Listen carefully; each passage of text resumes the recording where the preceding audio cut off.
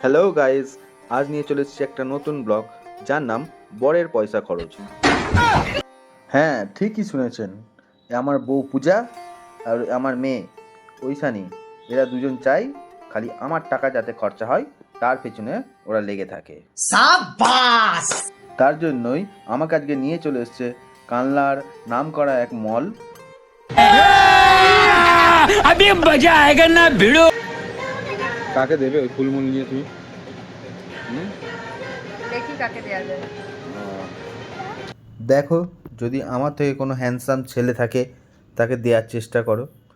অবশ্য এই জন্মে আর তোমার দ্বারা এটা সম্ভব নয়। এই যে আমার রাজকন্যা চলে এসেছে আমার কাছে বায়না করতে বাবার কাছে।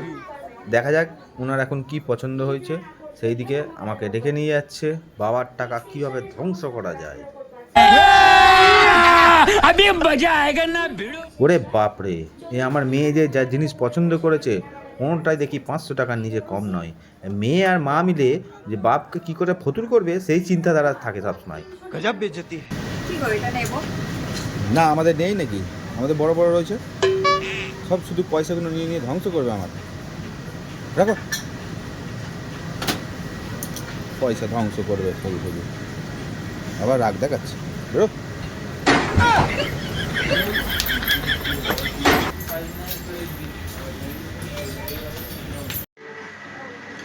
একটু পূজা চলো তো, নাকি কতক্ষণ ধরে দেখবে তুমি একটাই জিনিস? দাঁড়া না, এটা নেবো। না, একদম হবে না, এখন মাসের শেষ, কোনো টাকা পয়সা নেই, হবে না তো। তুমি চলো তো, বাড়ি চলো তো। কতক্ষণ ধরে নিয়েই যাচ্ছ, দেখেই যাচ্ছ, কি করছো কি তুমি? লোকজন আছে এখানে, কোনো সিন ক্রিয়েট করবে না। ধর, চুপ লোকের করে নিয়ে থাকো। কিছু মেরেছে, তুমি চলো তো। লোক আমাকে খেতে দেয় না, বলতে দেয়, তুমি চলো। বলছি না, চুপ করে থাকো।